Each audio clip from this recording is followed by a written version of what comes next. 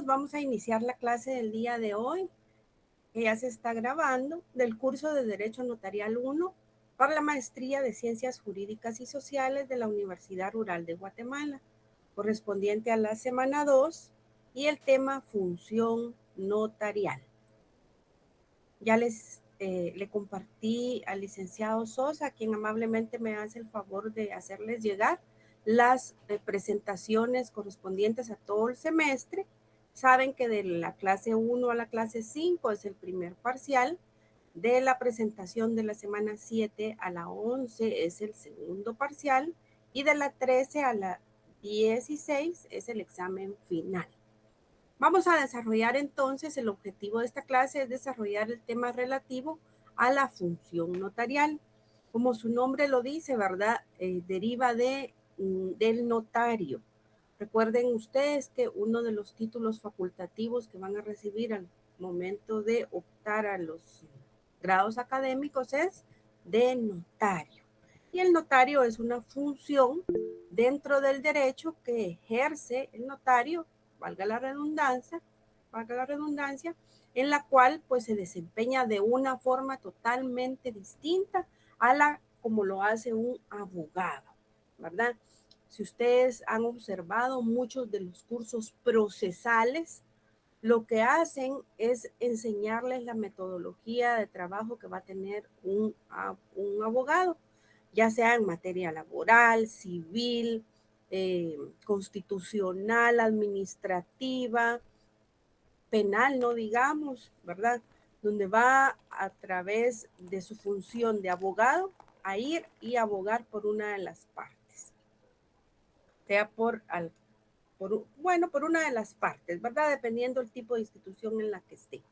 Pero la función del notario es totalmente distinta, porque tiene que estar el notario sujeto a varias situaciones que hoy vamos a empezar a desarrollar con más profundidad, ¿ya? Pero, ¿qué es la función notarial? En la diapositiva estamos viendo que existe un fundamento legal para esa función notarial, una descripción, definición y algunas teorías que nos ayudan a explicar en qué consiste esa función. En el artículo 1 del Código de Notariado, que esperaría tengan todos ya en su poder, tenemos el siguiente artículo. Aquí solo lo vamos a leer para saber que el ejercicio de la función notarial se fundamenta en este artículo del Código de Notariado. Y después vamos a irlo desglosando, como todo en estas clases, ¿verdad? El notario tiene fe pública para hacer constar y autorizar actos y contratos en que intervenga por disposición de la ley o a requerimiento de parte. Es este artículo precisamente el que faculta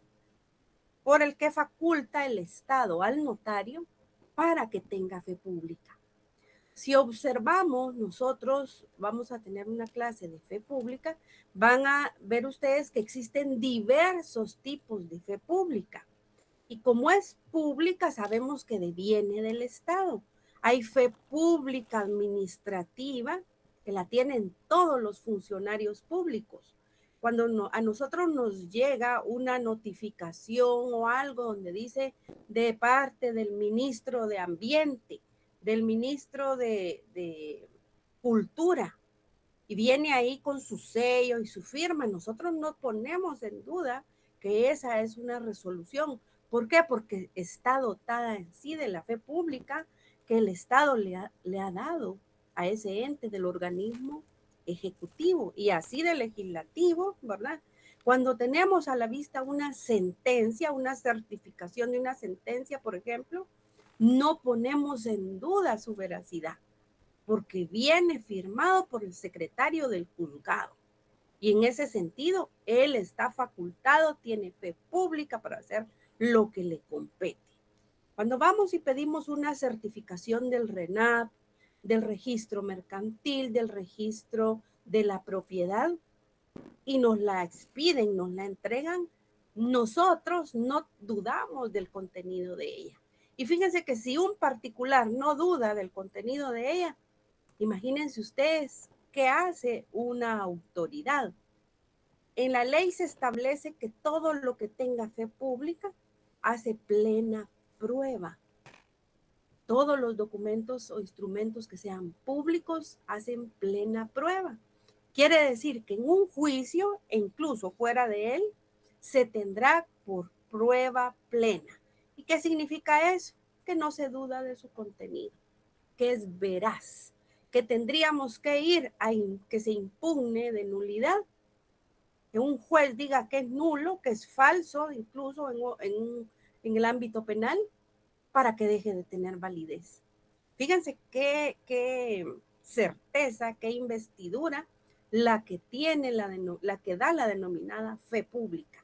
Y esa es la que precisamente en este artículo 1 se le está transfiriendo a un notario, que tiene una característica muy especial, que todos los demás que yo les mencioné pertenecen al Estado, son empleados o funcionarios públicos, y el notario no. Vamos a ver cómo es la función del notario en nuestro país. Y en ese sentido, gracias a esa disposición contenida en este artículo 1, es que el notario se le ha transferido y dotado para que todo lo que él autorice obtenga esa certeza jurídica con su participación. Y así como de aquellos documentos no se duda de su veracidad, tampoco de los que el notario autoriza. Y este es entonces el fundamento legal que nosotros vamos a invocar para decir, estamos dotados de fe pública por el Estado. Por eso van a ver ustedes que sin ser nosotros empleados públicos ni funcionarios, en algunos casos que vamos a ir desarrollando durante todos los cursos de derecho notarial, vamos a observar que el notario muchas veces tiene que actuar como si sí fuera funcionario o empleado público. Y uno de esos casos es el tema tributario, ¿verdad? Cuando veamos ese tema van a ver ustedes por qué el notario tiene que estar más a favor en el tema del pago correcto de impuestos a favor del Estado que a favor incluso de los clientes. Ya, por eso no, yo les aclaro que cuando estamos en nuestra función de notarios, nuestra función no es obtener estrategias fiscales para pagar menos impuestos. ¿Ya? Eso se hará en la función de asesor tributario, por ejemplo, sea este auditor o de otra área o abogado especializado en la defensa tributaria. Pero cuando actuamos en calidad de notario, pues no, ¿ya? Pero ¿qué es la función notarial? Se puede definir como la actividad del notario, es decir, el quehacer notarial, lo que el notario hace. Lo que hacemos en nuestra calidad de notarios, esa es la función notarial.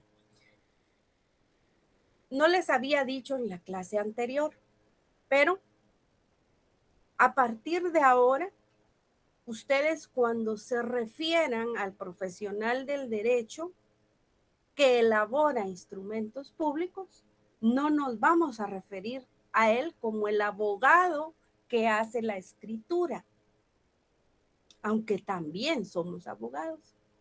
Nos vamos a referir al notario que autoriza la escritura, porque el abogado, en su calidad de abogado, no autoriza escrituras, es el notario, ¿ya? Y fíjense que cuando las personas se dedican exclusivamente al notariado, es esa función la que más desarrollan, no la de abogado, ¿verdad? Aunque en nuestro país vamos a ver que no se puede ser notario sin ser abogado.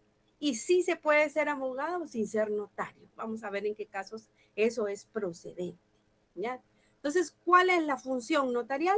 La que el notario realiza, su quehacer diario. Y vamos a ver en qué va a consistir.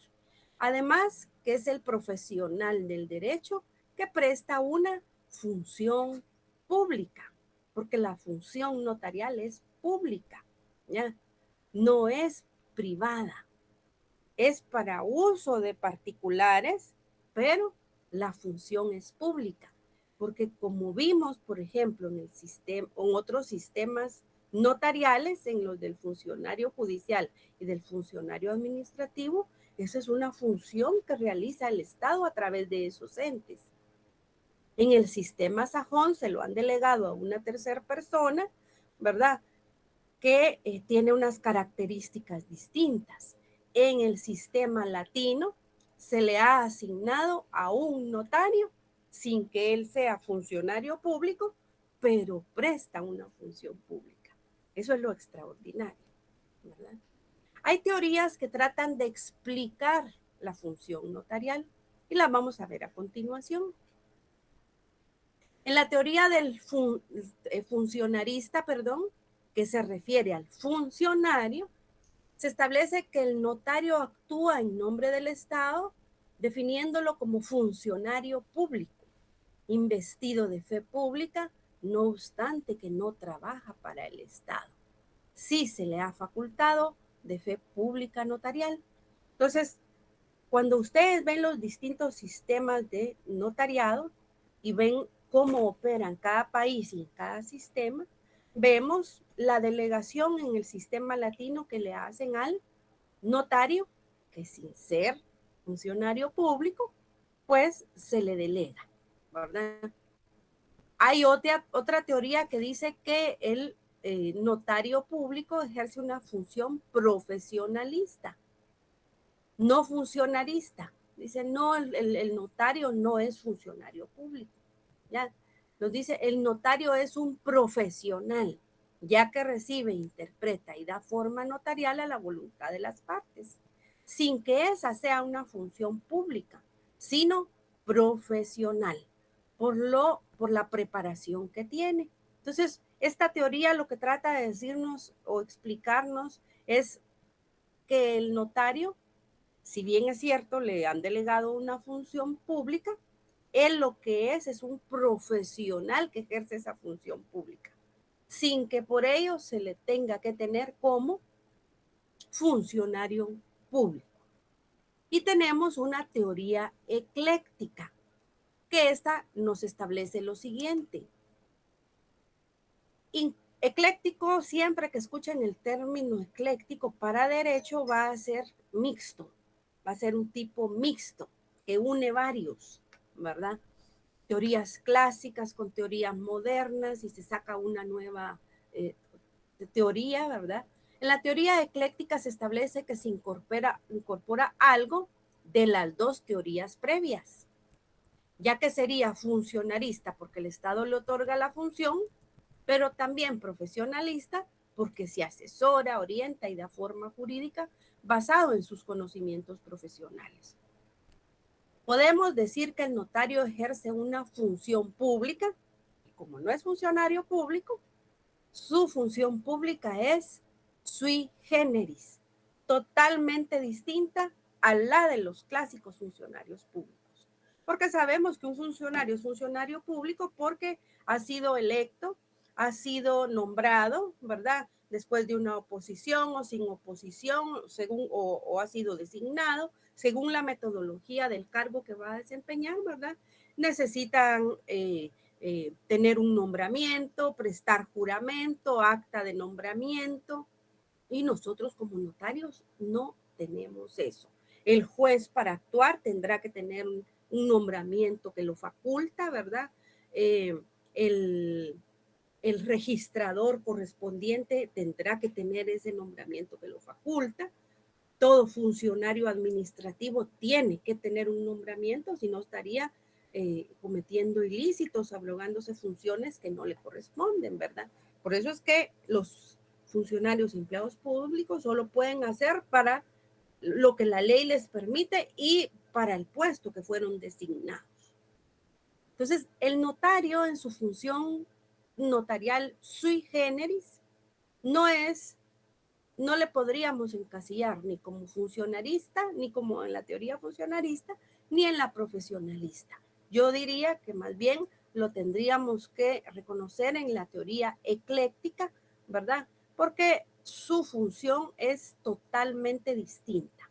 Sí es profesional, pero tiene fe pública.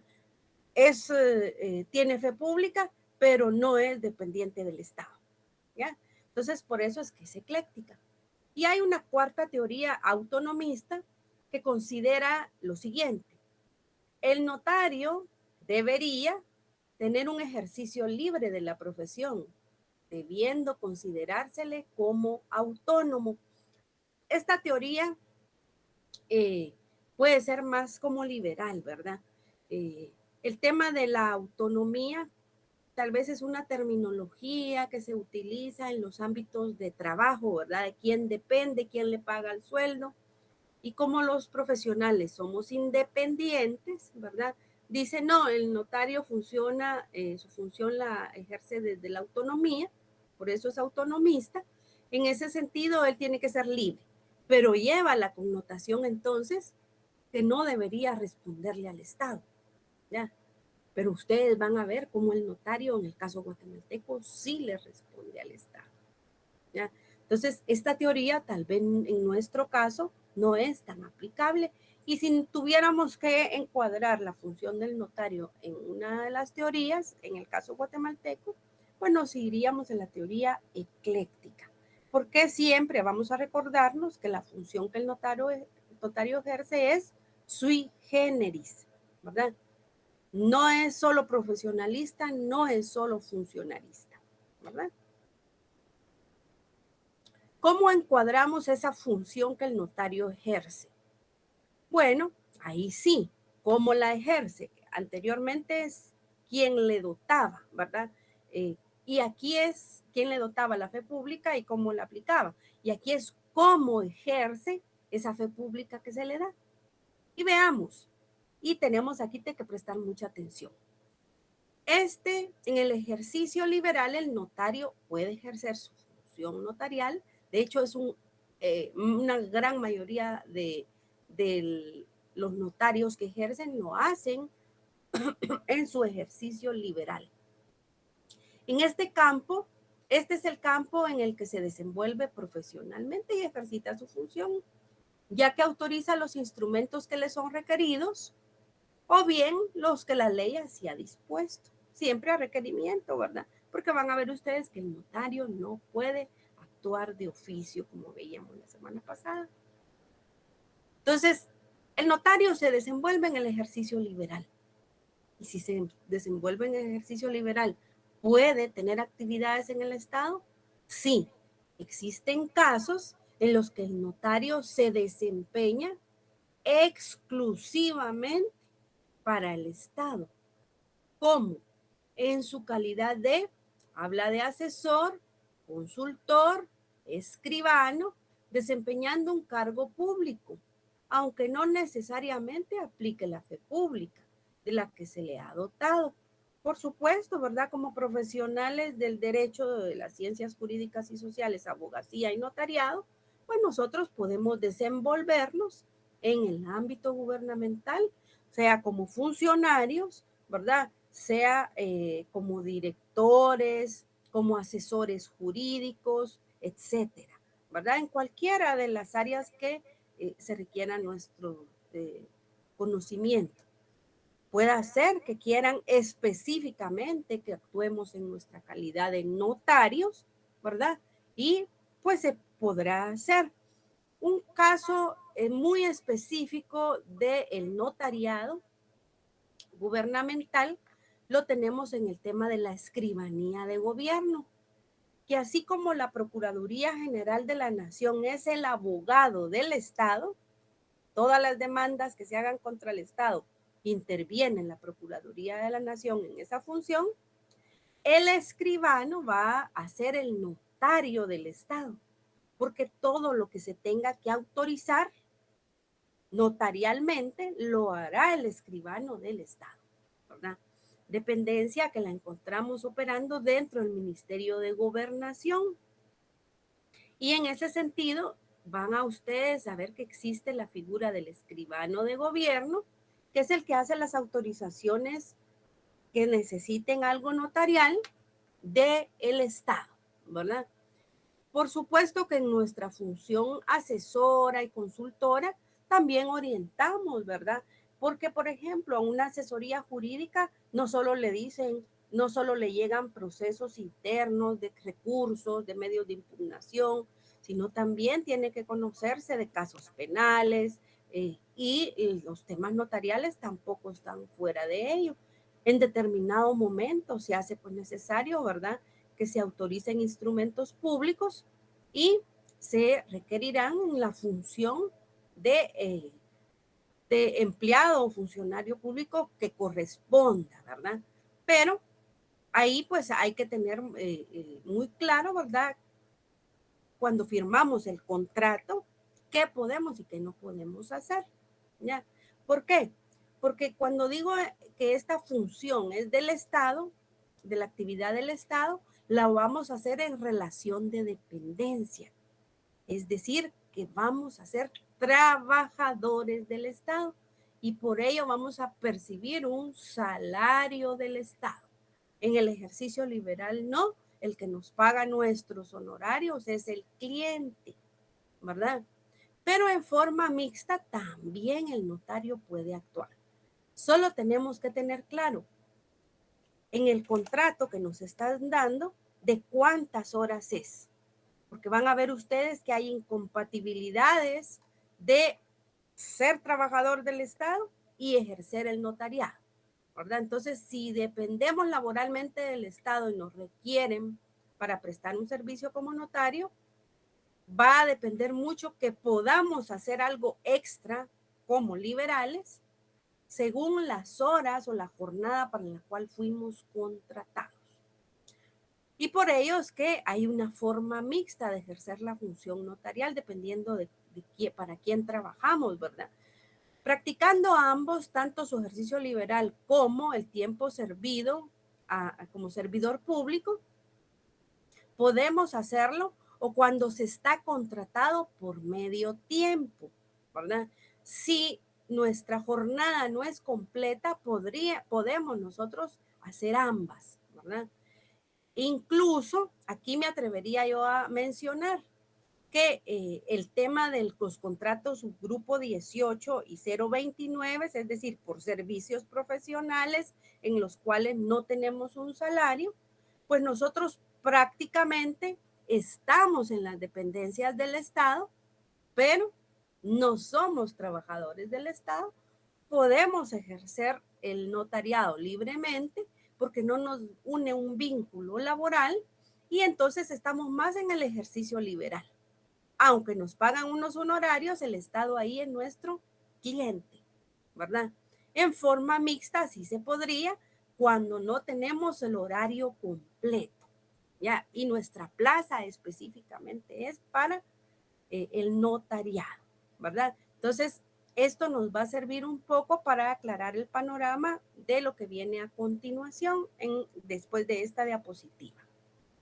Así como les mostraba, creo que la semana pasada, los principios que rigen el derecho notarial y a los cuales pues, nos debemos ceñir para el ejercicio de nuestra profesión, también en nuestra función notarial existen algunas funciones o actividades en las que nos vamos a desenvolver para llevar a cabo esa función.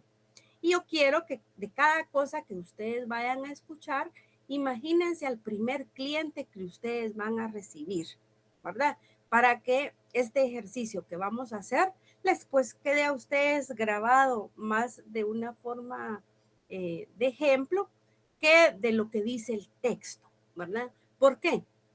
Porque cuando nosotros recibimos a un cliente, ya estamos desempeñando una función notarial, aunque no la lleguemos a culminar incluso, fíjense, ¿por qué? Porque cuando nosotros tenemos ese contacto con el cliente y él nos empieza a explicar de forma sencilla qué es lo que requiere de nosotros, pues nosotros estamos ejerciendo esa función receptiva, ¿ya? Escuchando al cliente de qué es lo que quiere, ¿Recuerdan ustedes que cuando hablábamos de contratos veíamos que los contratos no son más que la declaración de voluntad de las partes? ¿Cómo nosotros vamos a ver qué quieren las partes si no las escuchamos?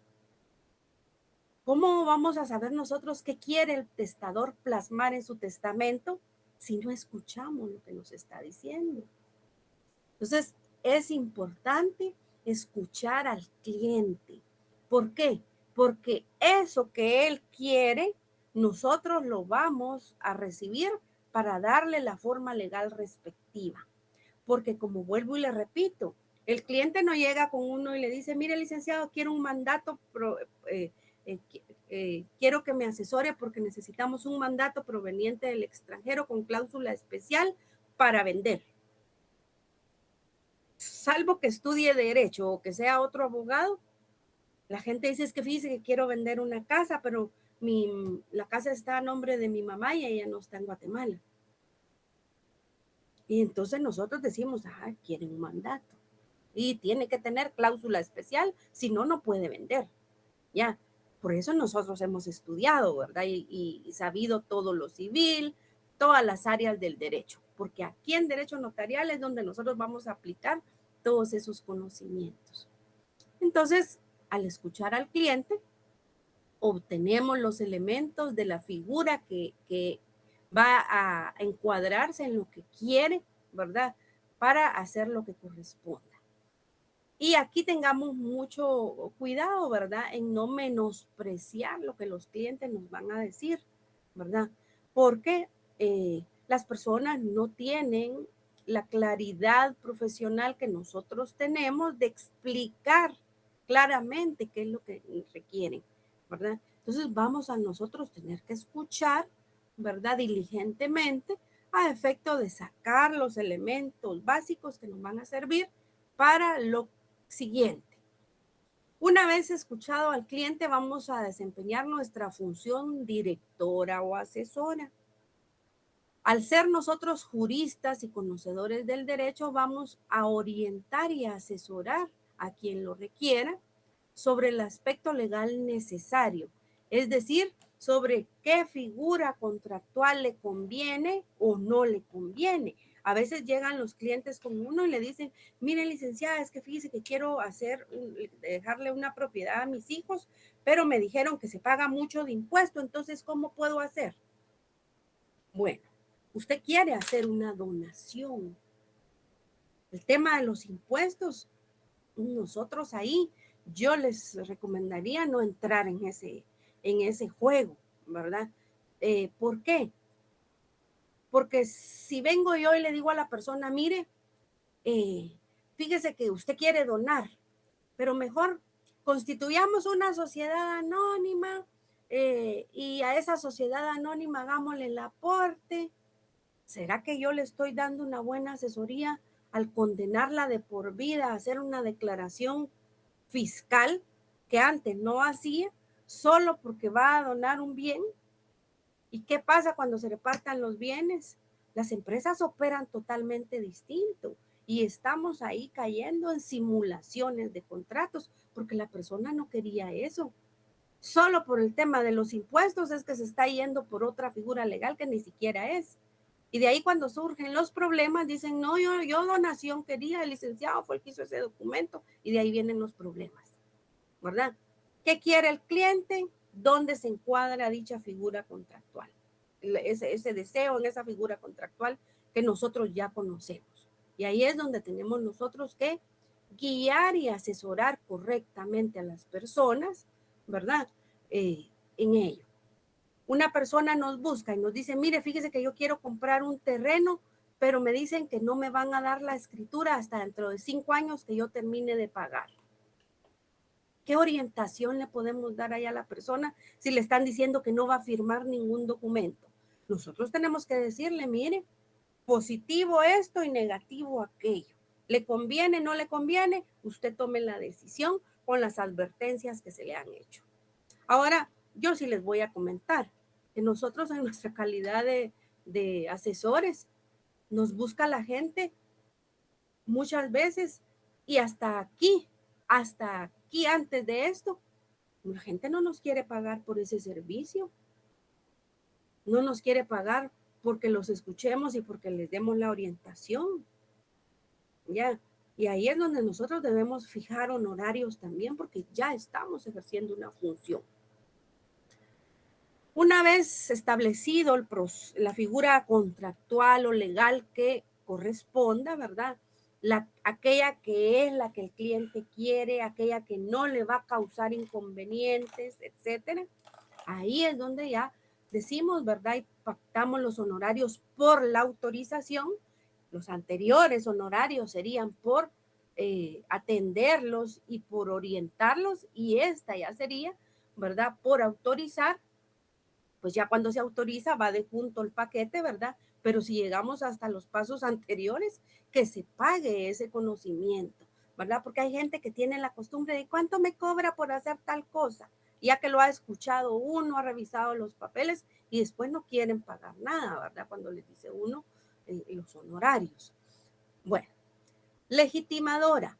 Al verificar que las personas que lo requieren cuentan con las facultades y los derechos necesarios, y en su caso la representación, pues vamos a proceder nosotros a establecer que esas personas sí pueden celebrar los instrumentos públicos, ¿verdad? Y en ese sentido vamos desde ya, fíjense, a calificar, a legitimar a los que intervienen en el instrumento que vamos a autorizar, acto o contrato. ¿Por qué? Porque si una persona me dice que quiere vender, pero que en nombre de su mamá, pero no trae un mandato, si no trae el mandato no puede firmar, ¿verdad? Porque la ley es clara. Luego, tiene los derechos necesarios, pues en lo que nos va a presentar, vamos a ver, ¿verdad? Está facultada, ya es mayor de edad, no está incapaz, todas esas verificaciones que nosotros hacemos es en nuestra función legitimadora. Y cuando se actúa en representación de otro, ¿verdad? Es lo que vamos a verificar. Cuenta con los documentos necesarios. No es lo mismo que una persona me diga, mire, fíjese que yo quiero comprar una casa a nombre de mi mamá que está en Estados Unidos, a que me diga yo quiero vender una casa de mi mamá que está en Estados Unidos. ¿Por qué? Porque para adquirir derechos yo no necesito documento facultativo que acredite esa facultad de representación. Porque para comprar yo solo necesito incluso actuar como gestor de negocios, porque solo es para adquirir derechos. Lo que yo no puedo es vender, porque para vender la ley me requiere que yo esa persona tenga un mandato a su favor. Y mandato con cláusula especial para vender específicamente ese bien, ¿verdad? Y todo eso lo aprendieron ustedes el semestre anterior, ¿ya? En ese contenido extra que les compartí.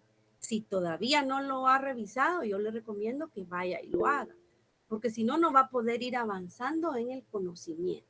Sí, licenciada Molina, ¿tiene la palabra? Sí, una consulta, buenos días. Cuando usted habla que para adquirir derechos, pues no se necesita ningún documento. ¿Qué sucede, por ejemplo, con el pago de ese nuevo bien que va a adquirir?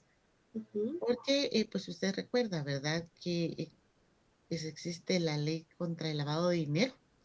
Y muchas veces el notario se ve involucrado en compra y venta fraudulenta, porque a veces compran los bienes a nombre de otras personas únicamente para lavar el dinero, ¿verdad?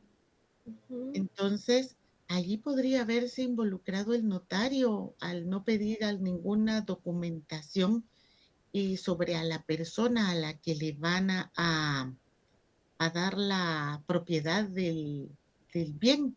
Sí, le explico.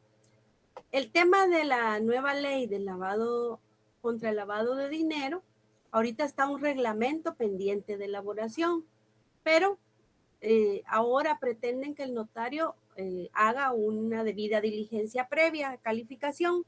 Eso está en proceso. hay riesgo de que se esté tal vez vulnerando el secreto profesional, otras cosas, pero en el caso de que yo les ejemplifico, yo me voy a lo que la ley dice, ¿ya? Nosotros sí calificamos, ¿verdad? El tema en nuestra función legitimadora, si la persona que está actuando está facultada para ello. En el ejemplo que yo les coloco, que viene una persona y me dice, mire, yo quiero vender la casa de mi mamá que está en Estados Unidos, yo le tengo que pedir, bueno, documento que acrediten que su mamá a usted la ha facultado, mandato con cláusula especial. Pero si ella viene y me dice, fíjese que mi vecino le está vendiendo una casa a mi mamá, pero mi mamá está en Estados Unidos. Entonces, ahí no se necesita, porque la ley así lo establece, que haya mandato, porque es para adquirir derechos.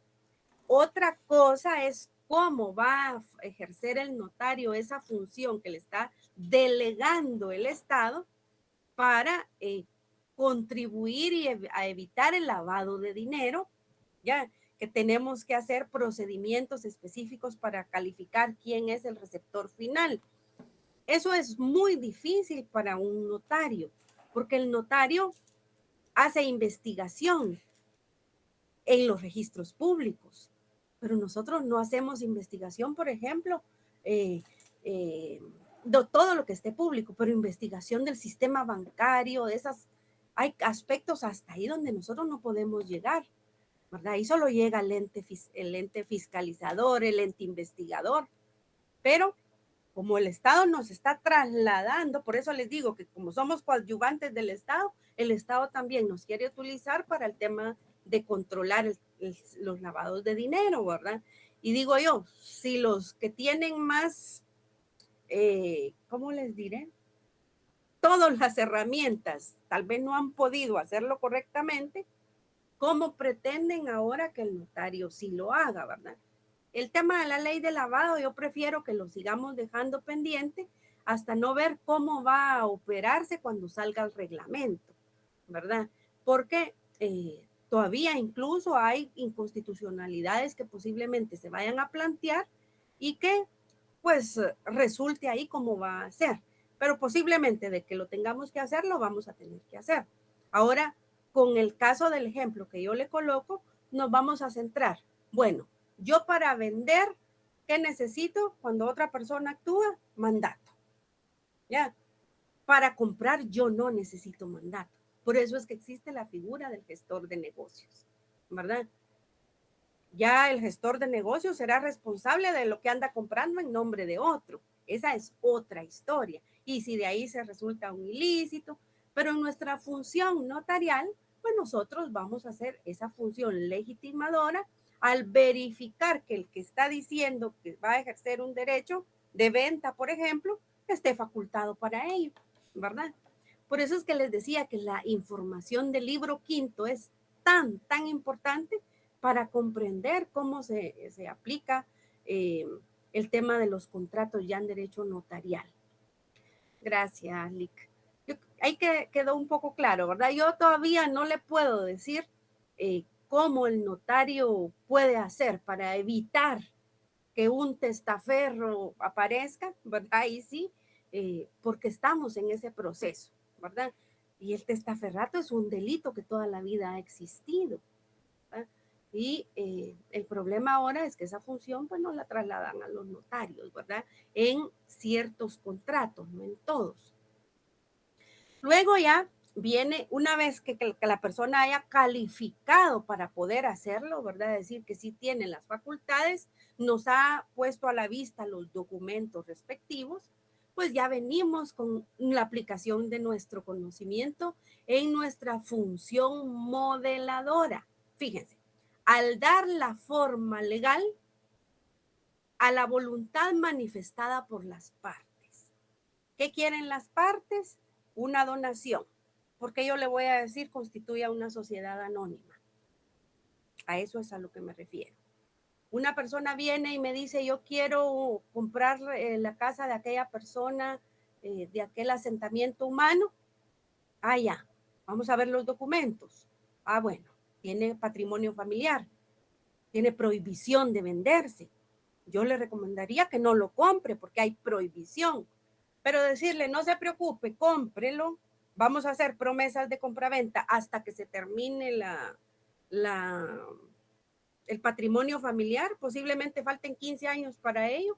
Estoy asesorando mal, ¿ya? Y le estoy dando una forma a la figura contractual que no era la que querían, sino que va a ser la que vamos a utilizar para tapar el entuerto que quieren hacer. Y eso es a lo que nosotros no nos debemos prestar, ¿verdad? Desde mi muy humilde opinión, porque eso es lo que denigra el ejercicio de la función notarial que ejercemos, que se tergiversa lo que se quería hacer, ¿verdad? En nuestra función modeladora, fíjense, nosotros con todos los conocimientos del derecho que tenemos, que ya estudiamos todo el Código Civil, el Código Penal, la Constitución, todas esas leyes que ya no las conocemos, ¿verdad? Ya nosotros escuchamos al cliente, nos ponen a la vista la documentación suficiente para celebrar el contrato, entonces procedemos a elaborarlo. Y ahí cuando lo estamos elaborando, ¿qué hacemos? Pues lo primero que hacemos es acudir a los libros, ¿verdad? Esos libros que uno les refiere, acudir a la ley, qué contrato es, qué se puede, qué no se puede, ver los modelos que están en los libros, pero eso no es suficiente. Porque fíjense que los modelos de los contratos y actos que aparecen en los libros apenas son un ejemplo de cómo debe de hacerse. No todos tienen el mismo contenido. Y recuerden que en derecho notarial, el notario tiene libertad de redacción. Entonces, como no son formularios los que se llenan, sino es un contrato el que se redacta, es donde entra la figura artística del notario, ¿ya? En la cual va a crear un instrumento público acorde a lo que los clientes necesitan, ¿ya? Porque si yo solo agarro un modelo de contrato de un libro o de que un colega me prestó y solo le cambio el nombre, le cambio finca, folio, libro, los nombres y las medidas y los valores, tal vez no estoy haciendo un buen contrato, porque puede ser que ellos quieran incorporar otras figuras y se tengan que insertar y otras aclaraciones que se tengan que hacer, ¿ya? Entonces, los libros y cualquier escritura que ustedes tengan, pues apenas es una guía de cómo debe ser el instrumento que vamos a hacer. Porque el instrumento que de verdad vamos a crear va a ser el que las partes quieran firmar. Siempre que no vulnere la ley, ¿verdad? Que el objeto sea lícito, todo lo que dice que es necesario para celebrar un contrato. Que la voluntad no sea mediante coacciones, ¿verdad? Que no esté amenazada la persona ahí firmando. Pues entonces, en base a todo nuestro conocimiento, decimos, el documento que voy a redactar es un contrato con este contenido, con estas cláusulas, con estas aclaraciones y con estas advertencias, ¿ya? Fíjense que, por ejemplo, como los contratos que nosotros firmamos, muchos de ellos que tengan que ver con bienes inmuebles, van al registro de la propiedad, el registro constantemente nos está capacitando y esta semana recibimos una capacitación en el Colegio de Abogados en la cual pues nos indican lo siguiente. Bueno, como acaba de establecerse en la ley el tema de la exoneración del pago del IVA para las donaciones hasta el segundo grado de consanguinidad y primero de afinidad, entonces vamos a tener que dentro del contrato establecer el parentesco que existe para que aplique la exoneración. Porque si usted no lo agrega en una cláusula en ese contrato, que antes no se hacía, en la donación se decía quién donaba a quién y no precisamente se mencionaba el parentesco, pero ahora sí quieren que se aclare el parentesco, se acredite que sí tienen ese parentesco, que el notario tuvo a la vista, por ejemplo, las certificaciones que acreditan que es padre e hijo, ¿verdad? Para que después se pueda decir, ¿verdad?, que no está afecto al pago de dicho impuesto por la ley tal, ¿verdad? Entonces, eso antes no se hacía. Y si usted viene y hace un contrato de donación y el libro que tiene a la mano es el libro del año, ¿qué le diré? Del año 2000, eso no está en los formatos, porque es basado, por ejemplo, en la actualización legal que ha estado habiendo. Entonces, nuestra función modeladora no la tengamos menospreciada y no la consideremos que va a ser un copy-paste, porque no es así, ¿verdad?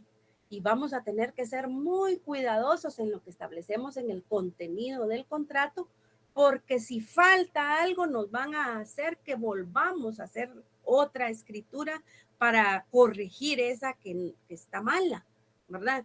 E incluso en algunos casos no vamos a hacerla nosotros solos, por mí ante mí, sino que vamos a tener que citar otra vez a los clientes para hacer la corrección, ¿verdad? Entonces, en esta parte tenemos que ser muy cuidadosos, ¿verdad?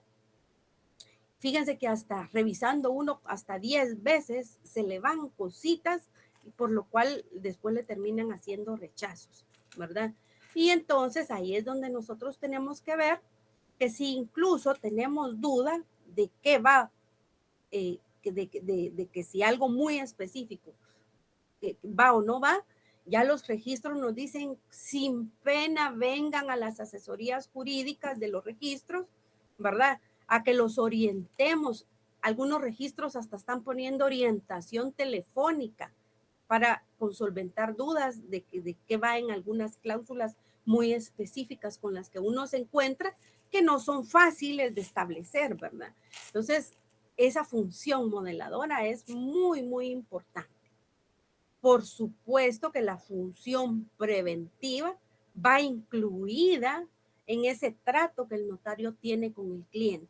Desde antes de que establezcan la firma del contrato, le va a decir, mire, si usted le quiere dar a su hijo una propiedad, pero el documento que quiere que firmemos, por ejemplo, es compra-venta, por cualquier situación que antes se decía que por tema de impuesto, ¿verdad? Que pongámosle mejor compraventa. Como su hijo está casado y él está casado en el régimen de comunidad de gananciales, cuando se divorcie, ese bien entra en la división de bienes. Pero si es donación, no. ¿Qué era lo que él quería hacer? Una donación. Vean cómo darle otra figura termina perjudicando a lo que se quería hacer. Ya, entonces nosotros tenemos que prevenir a las partes ante cualquier circunstancia, haciéndole las advertencias a los otorgantes sobre el acto o contrato que están firmando. Así como cuando se está firmando el acta de matrimonio, hacemos todas las advertencias legales, ¿verdad? Igual en cualquier firma de un contrato, ¿verdad? Máxime si el contrato es de largo plazo. Lo que pasa es que como estamos mal acostumbrados a que ni nos leen el contrato, no nos gusta leer el contrato, firmamos contratos y no sabemos ni su contenido. Por ejemplo, en todos esos contratos de adhesión del sistema bancario, ahí claramente dice, cuando le dicen a la persona que sea fiador, el fiador ya se sabe en la ley que es la persona que asume ante el incumplimiento del otro, sin necesidad de cobro ni requerimiento, de una vez le van a embargar o le van a hacer anotación de salario. ¿Por qué? Porque uno firmó y dice, ¿quiere ser fiador? Sí, hágame el favor. Ahí dice claramente, ¿verdad?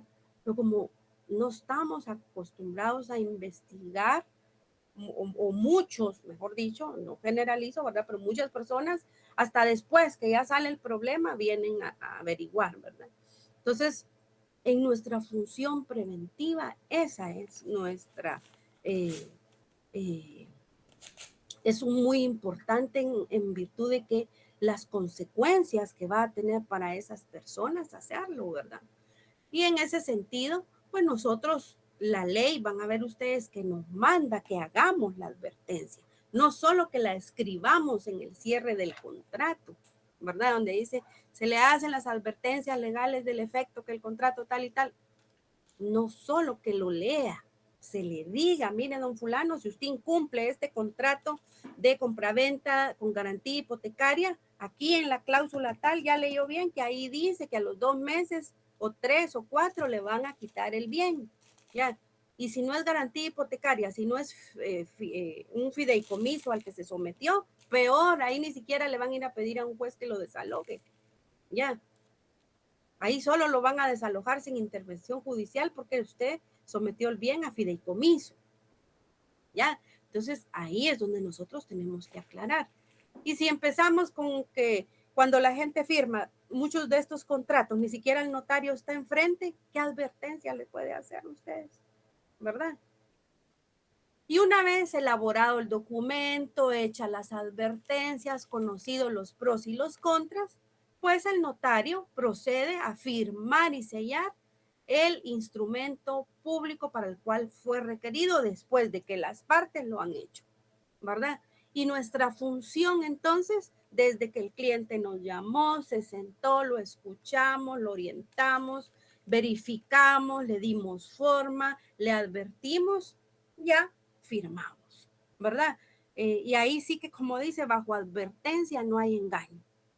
Pero si no existe esa presencia del notario, si el que va a sacar la firma es otro, si le dejamos a la secretaria que ella se haga cargo, estamos incumpliendo con una función que el Estado a nosotros los notarios nos ha delegado, ¿ya? Yo me detengo mucho en estas partes porque, miren, comprendiendo eso, comprendemos bien cómo debe operar el notario. Aquí vamos a empezar a desarrollar estos artículos. No me importa si no los termino de desarrollar todos al horario que se termine la clase. Yo creo que terminamos a las 9:30, ¿verdad? ¿Me confirman? Porque estos artículos los vamos a seguir viendo en todas las demás clases, ¿verdad? Y estos primeros artículos, miren ustedes, son la base de cómo opera el notario en nuestro país. Para que lo comprendamos bien, por eso yo me tomo el tiempo de explicarlo y también ya lo pegué en las siguientes semanas porque a veces surgen dudas de ello. Por eso les digo que no me preocupa que lleguemos a las 9:30 y no hemos avanzado con toda la presentación de hoy. ¿Sí, Lick Marvin? Buenos días, licenciada. Confirmado a las 9:30. Empezamos el curso con usted. 9:30, ¿verdad? Así es, licenciada. Gracias, gracias. Siempre lo voy a terminar como a las 27 porque me tengo que ir a dar otro curso. Pero yo quiero que ustedes, si tienen dudas, sin pena, miren, el chat lo pueden llenar de preguntas. Yo las respondo y se las hago llegar entre semana. Y si no, pues si son de mucha importancia, las respondo la otra semana para que todos estén enterados. Pero si me dejan desarrollar el contenido y van surgiendo preguntas, vayan anotándolas. Así pues avanzo un poco, ¿verdad? En el artículo 2 del Código Notariado, que espero que tengan todos claro en su mano, ¿verdad? Establece lo siguiente. Fíjense bien. Para ejercer el notariado se requiere. Y fíjense que esto, aunque parezca tan básico, puede ser motivo de muchos problemas.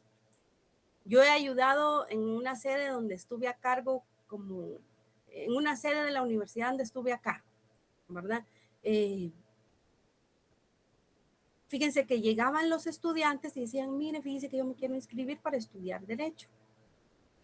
Y la secretaria no tiene el alcance que tendría un notario. Y por azares del destino yo estaba ahí cerca. Y me dice el jovencito, muy acertado él, fíjese que yo quiero ser abogado, yo quiero estudiar Derecho, pero no sé si puedo. Y le dije, ¿por qué cree usted que no puede? Porque soy nicaragüense. Fíjese que de poder él podía, porque todos podemos estudiar. Pero él dijo, yo soy nicaragüense. Yo quiero saber si voy a poder después ejercer. Y entonces yo me fui y le saqué la ley, este artículo, y le expliqué lo que les voy a explicar a ustedes. Ya, imagínense que él no hubiera sido guatemalteco, perdón, no hubiera sido nicaragüense si no me hubiera dicho, fíjese que yo soy cubano, o fíjese que yo soy venezolano o colombiano. Fíjese que cómo hubiera cambiado la situación. Y no les voy a contestar qué hizo el muchacho porque ustedes mismos van a saber. Él sí se inscribió al final y van a ver ustedes porque él sí podía, sin inconveniente, inscribirse. Para ejercer entonces el notariado se requiere, primero, ser guatemalteco natural. Yo aquí le puse un asterisco porque aquí vamos a desglosar un montón de temas. En el pasado, ¿verdad? Habían distintas declaraciones de guatemalteco.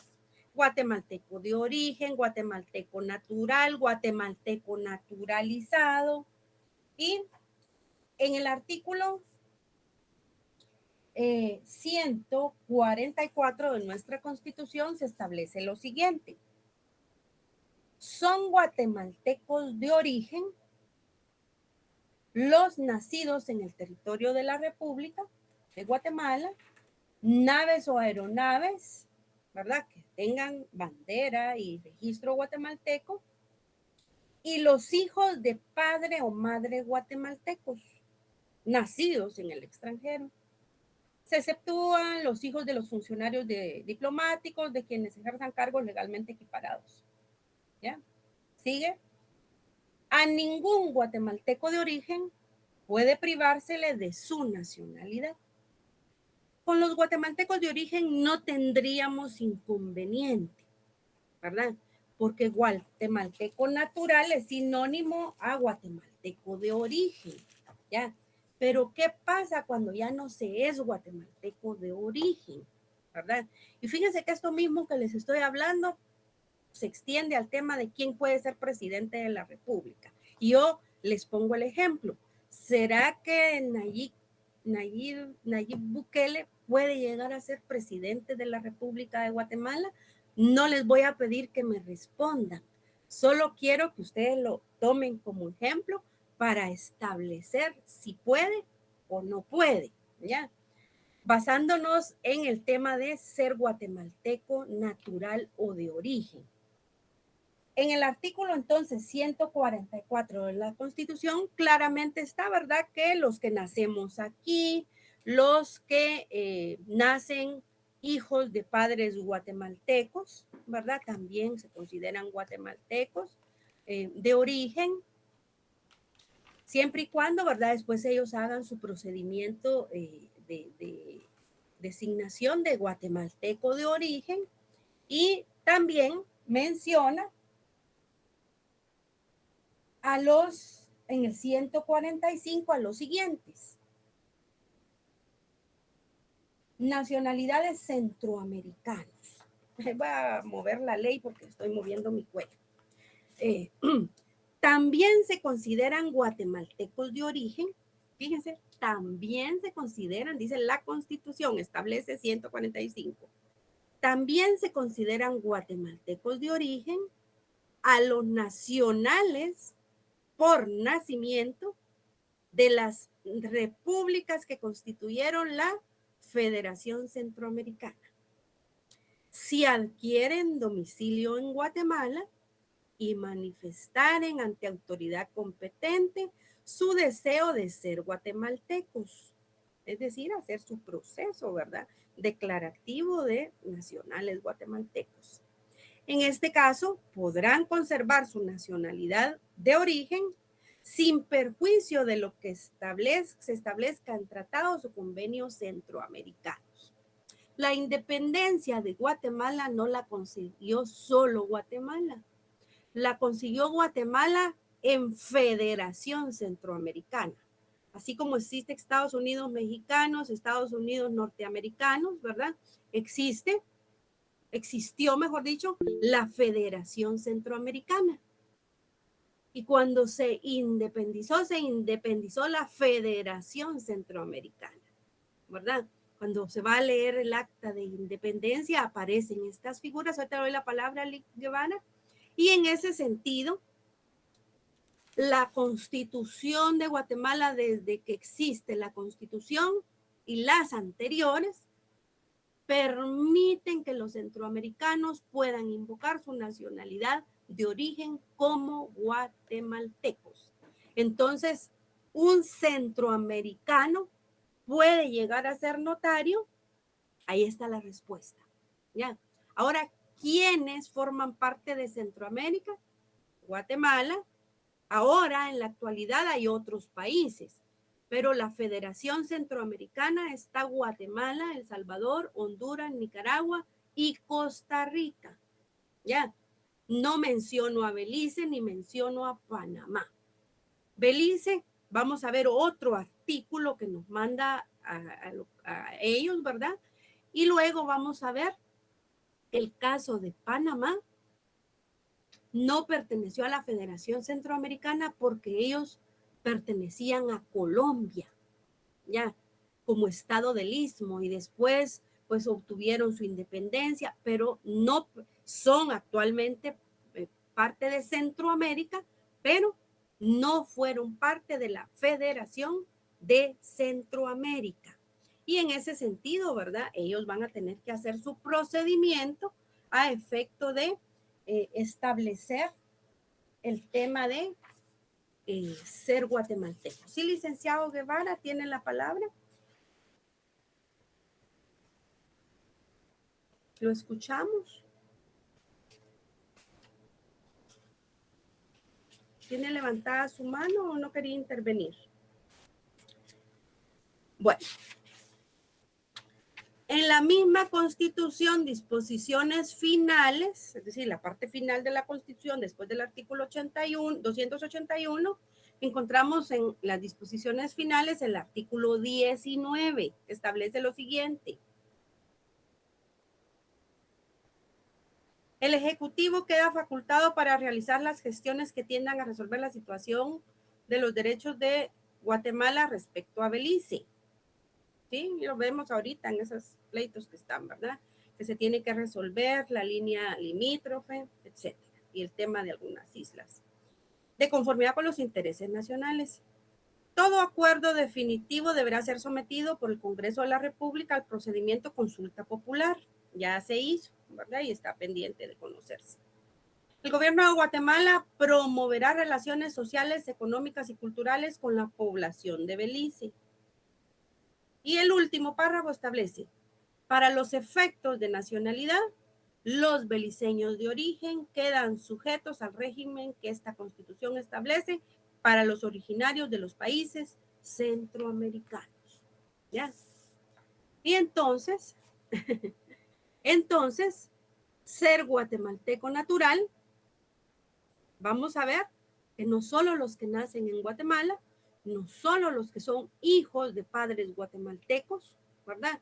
Van a ser considerados guatemaltecos de origen naturales, sino también los que pertenecieron a la Federación Centroamericana y además Belice. ¿Ya? Y ya se los voy a ejemplificar. ¿Qué sucede si no tienen la nacionalidad guatemalteca? No pueden ser notarios. Así de sencillo. Más adelante yo les voy a presentar posiblemente o como tarea o como explicación un caso muy emblemático, o dos les voy a mencionar ahorita, pero el otro, el del caso Hendrix, lo van a incluso a estudiar y analizar por lo siguiente. En el caso Hendrix, un ciudadano norteamericano que en su país es doctor en Derecho, fíjense bien, trabajador de USAID, lo digo porque la sentencia así lo aclara, ¿verdad? Vino a Guatemala y quería ejercer el notariado. Acudió a la Universidad de San Carlos al proceso de incorporación, que es la única que puede incorporar títulos extranjeros, ¿verdad? Y al que se le incorpora en derecho, se le incorpora, ¿verdad?, para el ejercicio de los títulos profesionales que otorga la Universidad de San Carlos. Las incorporaciones para que se ganen en derecho tienen que pasar por la fase pública y la fase privada, como la pasé yo en la Universidad de San Carlos de Guatemala. La aprobó seguramente y pues ya le dieron sus títulos facultativos al señor Hendrix y pues acudió al colegio de abogados y notarios a decir, vengo a colegiarme.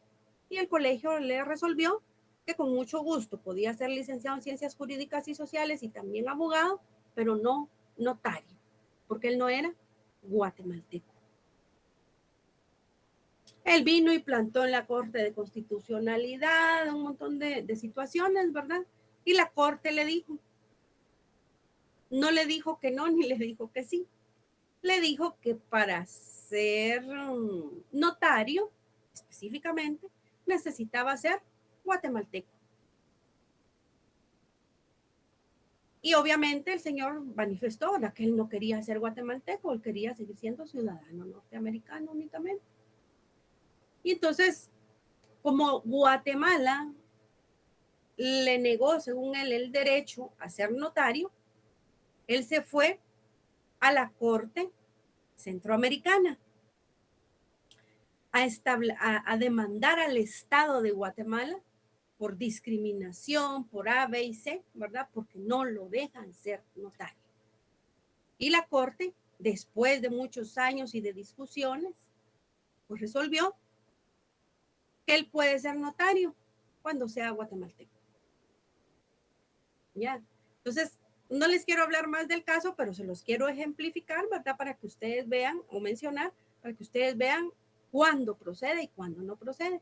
Incluso un organismo internacional de justicia dice, no puede hasta que sea guatemalteco, como, tal y como se lo dijo la Corte de Constitucionalidad.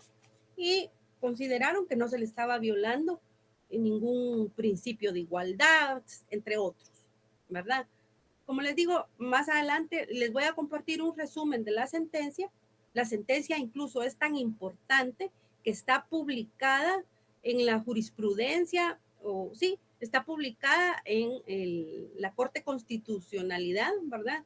Junto con otras de resoluciones de trascendencia en el país, porque se aborda esta temática que sale aquí de este artículo 1, ¿verdad?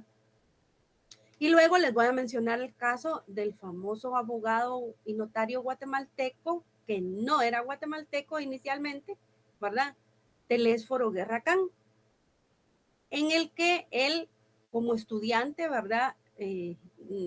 Nacido en Belice, vino a estudiar a Guatemala, estudió Derecho, se graduó y cuando fue al colegio profesional le dijeron, usted no puede ser notario. Le podemos dar el título de abogado y licenciado en Ciencias Jurídicas, pero no le vamos a dar el del notario, ¿verdad? Él también se fue a la Corte de Constitucionalidad, invocó los artículos que tenía que invocar, ¿verdad? Y al ser beliceño, pues le pedirían, ¿verdad?, que hiciera el proceso para nacionalizarse y en consecuencia ya poder, ¿verdad? Entonces, vean cómo es importante para saber incluso si vamos a poder ejercer el ser guatemalteco, ¿verdad? Porque si no se es guatemalteco, aunque pasemos el proceso de incorporación, no vamos a poder ser notarios. Otro caso que tiene que ver con la nacionalidad, pero no precisamente por esta situación, ¿verdad? De que sí es nacional, sino que los que no son de estos territorios que no puedan ejercer el notariado, y les pongo el ejemplo de una amiga con la que estudié yo los privados. Ella era abogada cubana. Vino a Guatemala y para ejercer la abogacía le piden incorporación en la Universidad de San Carlos. Y tuvo que estudiar la fase pública y la fase privada para poder incorporarse. Le dieron los títulos, pero cuando va al colegio profesional, o a ella yo dudo que le hubieran dado el título, ahorita no recuerdo, ya no está en el país para preguntarle, pero aunque ella pasó el examen, ella nunca va a poder ejercer el notariado, porque el sistema de donde ella viene no le dio la formación de notario originalmente. Incluso aunque ella hubiera estudiado, ¿verdad? No podría llegar a ser guatemalteco de origen, ¿verdad? Y en ese sentido, pues, ella sabía que ella era abogada y se iba a examinar de los privados, pero no podía ser notaria, ¿verdad? Se los menciono porque hay un montón de casos que les van a ir apareciendo en los exámenes que tienen que ver con este temita, ¿verdad? Y aunque sea así cortito, 3 palabras, puede sacar muchas, muchas cosas. En la última diapositiva, que voy a saltarme de una vez, solo para que se den cuenta, esto nos lo presentaron en el Colegio de Abogados en el año 2022, en la época en la que se iba a emitir la sentencia del caso Hendrix, porque se estaba a la espera de saber si esa sentencia de la Corte Centroamericana iba a abrir la oportunidad para que los extranjeros pudieran ser notarios sin obtener la nacionalidad. Y esta imagen yo la capté de una presentación que nos hicieron, donde se establece para el año 2002, creo que era marzo o mayo, cuántos notarios había actualmente que no fueran nacidos en Guatemala. Y aquí, porque con el tema de ser guatemalteco viene una situación, que el que obtiene naturalización, por ejemplo, por casarse, podría alcanzar, pero no había estado alcanzando. Entonces, puede ser que estas personas alegaron violación de algún derecho humano, ¿verdad? Por ejemplo, de igualdad, y se les equiparó a guatemaltecos de origen, ¿verdad? Por eso es que ustedes ven acá que ya hay 10 guatemaltecos naturalizados que obtuvieron la oportunidad de ser notarios. Ya, no se aclaró si naturalizados por matrimonio, por ejemplo, eso no se aclaró, pero es muy posible que sea por ahí, ¿verdad? Luego algo totalmente extraordinario que desconocíamos hasta la fecha y que no nos dan mayor información, pero al parecer hay un convenio específico con España que le ha permitido a esa época a 4 notarios de nacionalidad española ser notarios. No sé si la función que ejercen es específica para beneficio de su país, ya, pero al parecer pertenecen al Colegio de Abogados y Notarios igual que nosotros, pero por convenio. Habría que ver cómo es el procedimiento, cómo se califica, etcétera. Y aquí ya vienen los ejemplos que mostré. 105 notarios de distintas nacionalidades adquirieron la calidad de guatemalteco por ser hijo de padre o madre guatemalteca. Habiendo nacido en cualquier lugar del mundo, pero su papá y su mamá son guatemaltecos, invocan la nacionalidad guatemalteca y ya pues tienen derecho. Y 120 notarios que tienen calidad de guatemaltecos de origen por ser nacionales de nacimiento de las repúblicas que constituyeron la Federación Centroamericana. ¿Ya? Entonces, vean cómo unos sí pueden y otros no van a poder hasta que obtengan la denominación de guatemaltecos de origen, que es el sinónimo de guatemalteco natural que se establece en el Código de Notariado. Licenciado Guevara, ¿todavía quiere la palabra porque sigue con la mano levantada? ¿No? Bueno, yo creo que él se le marcó por error. Entonces, tenemos claro quién puede ser notario. Todo aquel que sea guatemalteco de origen, con toda la explicación que ya les di y cómo pudiera llegar a ser, ¿verdad? Entonces, eso creo que es importantísimo. Yo incluso se los comenté a los encargados, ¿verdad? Que sería conveniente que cuando una persona se inscribe le aclaren este aspecto, si es que quiere ejercer el notariado, ¿verdad? porque puede ser que sea de una nacionalidad y nunca adquiera la nacionalidad guatemalteca y pues no pueda después ejercer, ¿ya? La ley demanda también como requisito que la persona sea mayor de edad. Con este requisito yo no me hago tanto problema porque pues en nuestro país no hay procesos de casos de niños superdotados, ¿verdad? O pueda que hayan y no lo sabemos, pero si ellos se llegaran a graduar de abogados y notarios antes de los 18 años, tendrían que esperar cumplir 18 años para poder ejercer el notariado.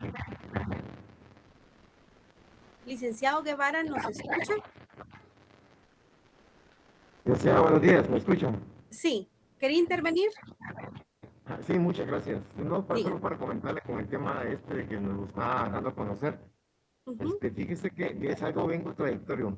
Que, por ejemplo, digamos, usted ya nos explicó, ¿verdad? Que cualquier persona de Centroamérica, excluyendo los que ya argumentó, pues pueden ser abogados y notarios.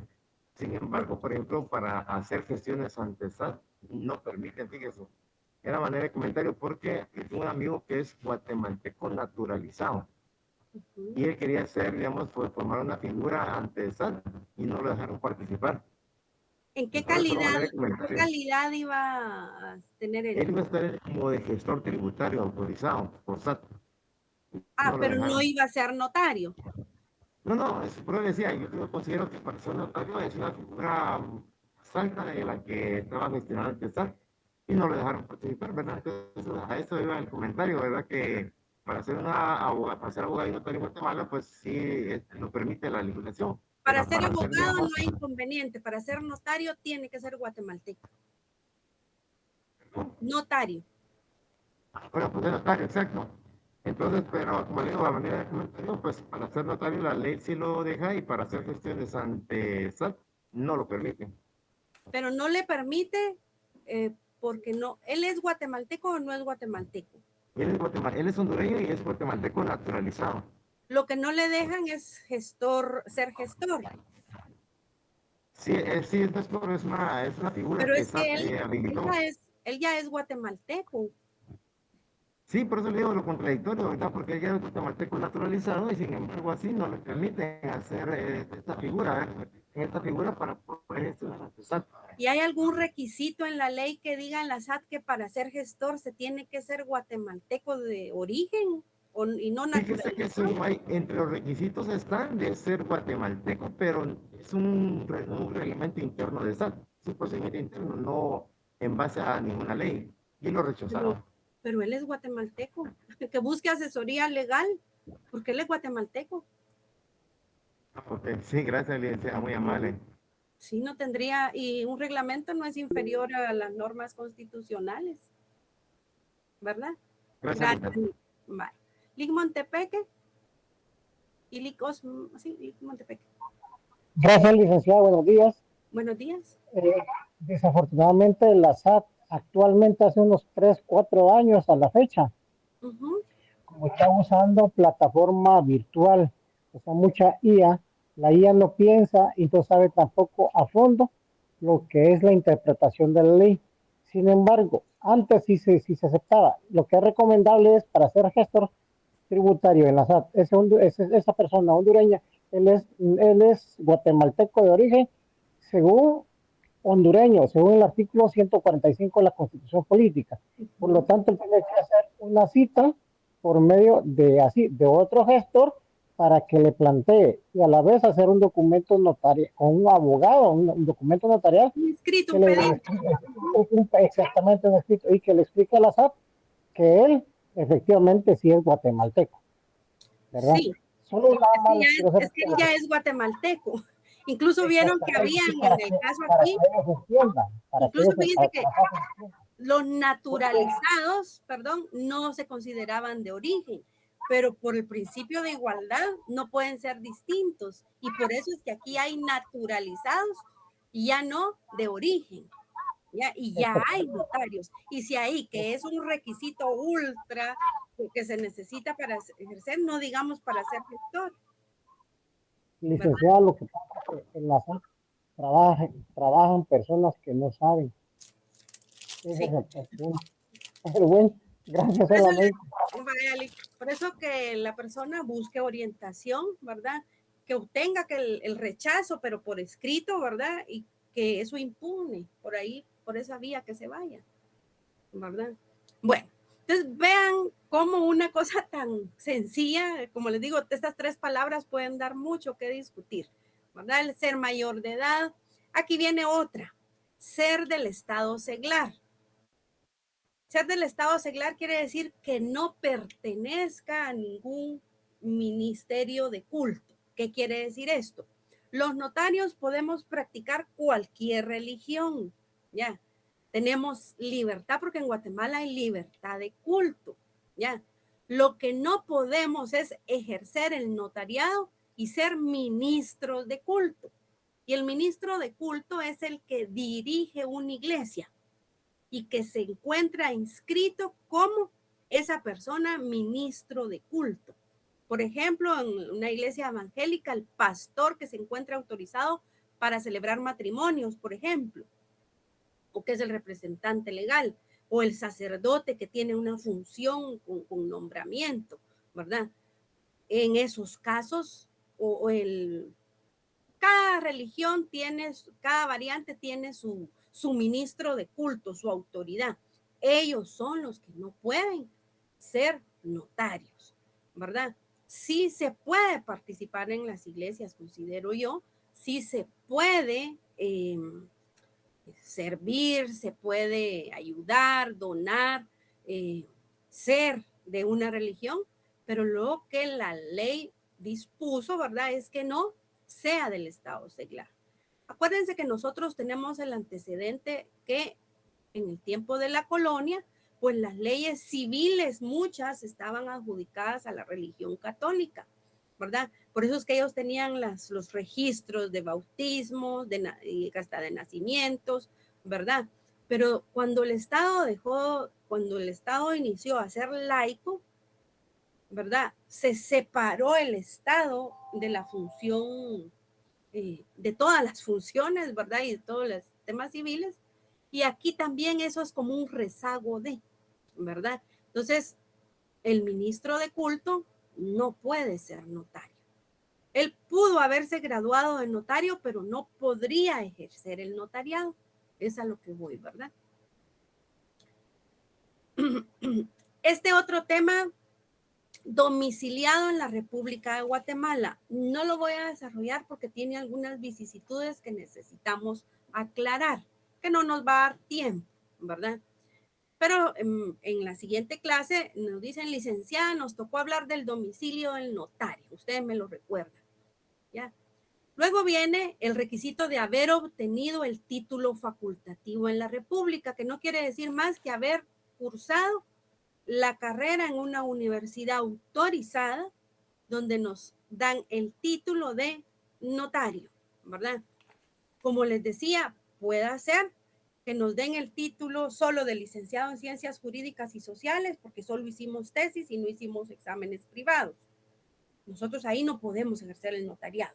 Ahí solo podemos brindar asesorías, dar clases, pero con la licenciatura no podemos ser notarios. El título que se nos requiere es el de notario. Para ser notarios en Guatemala, en las universidades, vamos a tener que aprobar las 2 fases, pública y privada, y nos van a dar un título de abogado y un título de notario, ¿verdad?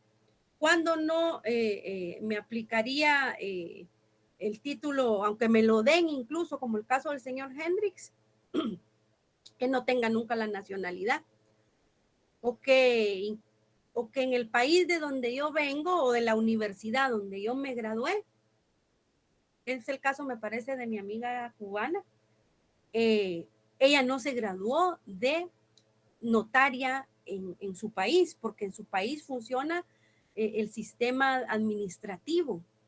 Allá no hay notarios, allá el Estado es el que lleva la autorización de los contratos. Entonces allá solo se estudia, el que estudia derecho solo estudia para ser abogado, ¿verdad? Entonces vean cómo los sistemas notariales también tienen mucho que ver. Pero una vez obtengamos el título facultativo en la República, o que habiéndolo obtenido, por ejemplo, que se estudió en México, a todos los países que son parte del sistema del notariado latino, ¿verdad? Que sí se estudió el notariado y son guatemaltecos, por ejemplo, o sí pueden invocar la nacionalidad guatemalteca, pues van a tener que hacer su proceso de incorporación, que únicamente lo hace la Universidad de San Carlos, y ya después de eso obtenemos los títulos y la oportunidad de colegiarnos. Este no es un requisito, pero se sobreentiende que después de haber obtenido los títulos o la incorporación, nos debemos colegiar porque el artículo 90 de la Constitución nos obliga a estar colegiados. En su momento hablaremos de ello. ¿Ya? Registrar en la Corte Suprema, que les voy a explicar en qué consiste, y ser de notoria honradez. Lo vamos a dejar hasta aquí para que ustedes puedan ir a recibir su otra clase y pues yo me pueda trasladar a la otra clase que me toca impartir, ¿verdad? Esto es muy, muy interesante, muy bonito y pues vamos a seguir en este proceso de aprendizaje. Los espero con mucho gusto la próxima semana y cualquier duda, pregunta, comentario, pues quedo a la orden. Gracias por la atención y nos vemos el próximo sábado. Muchas gracias, maestra.